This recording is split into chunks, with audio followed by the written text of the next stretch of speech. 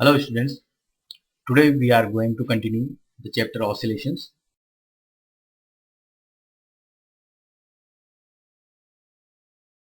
and for today's topic we are picking up velocity and acceleration in simple harmonic motion. See, in the figure given here, consider a particle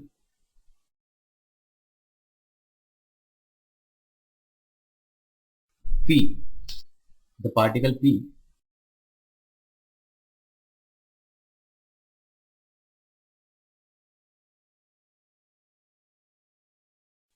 radius capital A with a linear velocity v. Obviously, the angular velocity of the particle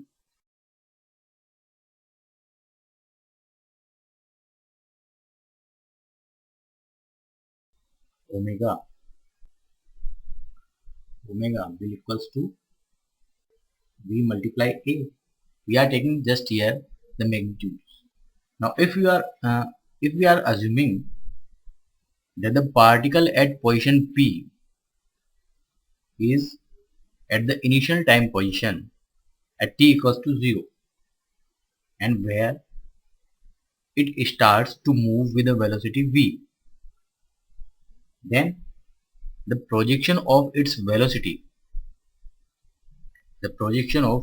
of the particle P on the line of x-axis in terms of the point P dash, where we can consider that at the projection of the particle's velocity P on the axis x, a particle P dash is there. Then the projection of velocity v on x-axis at any instant of time can be given by the time function of the velocity. So the time function of the velocity will be here minus omega a sine omega t plus phi. Consider this the equation number 1. You will be thinking that what is the term omega t plus phi? This argument is equivalent to the angle theta which the particle P is making with respect to x-axis. See here, the particle P at initial position is at an angular position with respect to x-axis, which is theta, and the term theta is equal here omega t plus phi. We can write down here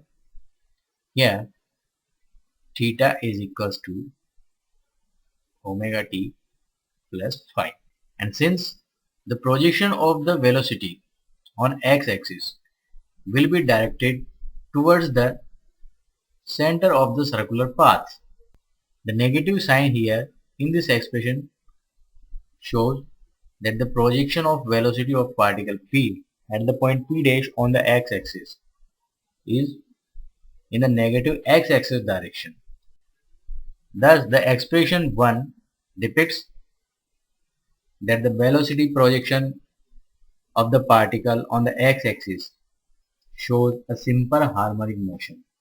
Since we know here that velocity of a particle or an object is given by differentiation of the displacement of the particle with respect to time. So from this relation we can get here the displacement equation for the particle A cos omega t plus phi. Say this is the equation number 2, where xt is the displacement function of the particle with respect to time.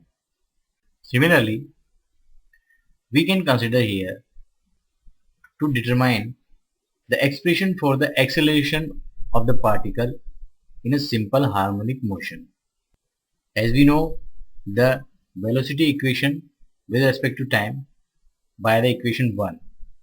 So we can write here the acceleration of the particle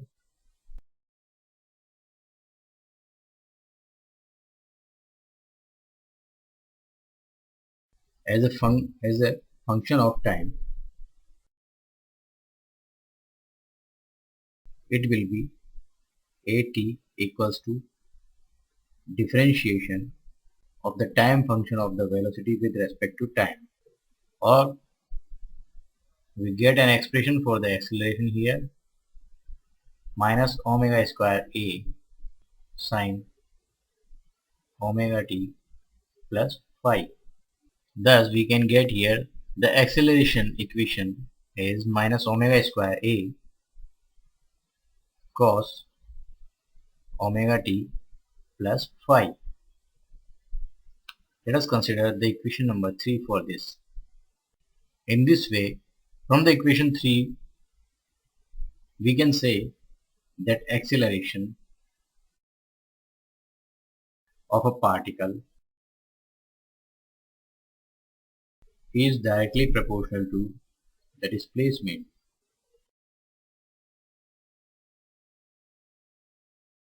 and it will be directed always towards mean position. For the expressions of velocity, displacement and acceleration,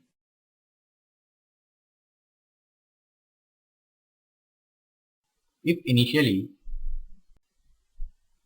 phi equals to 0, then for a simple harmonic motion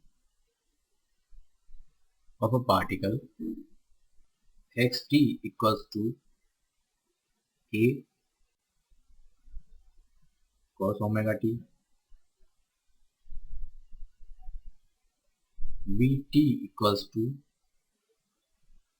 minus omega a sin omega t, and at equals to minus omega square a cos omega t.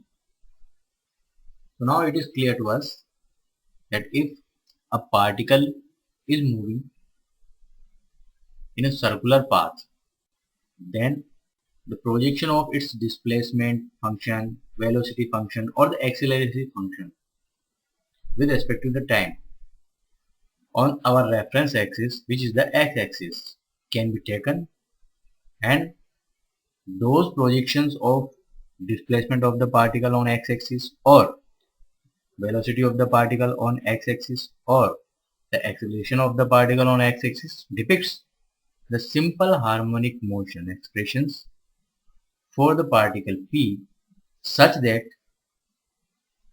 it is moving on along the x-axis. It is moving along the x-axis in a simple harmonic motion as a particle P dash. That's all for today. We will taking the next topic from this chapter. Till then, good day.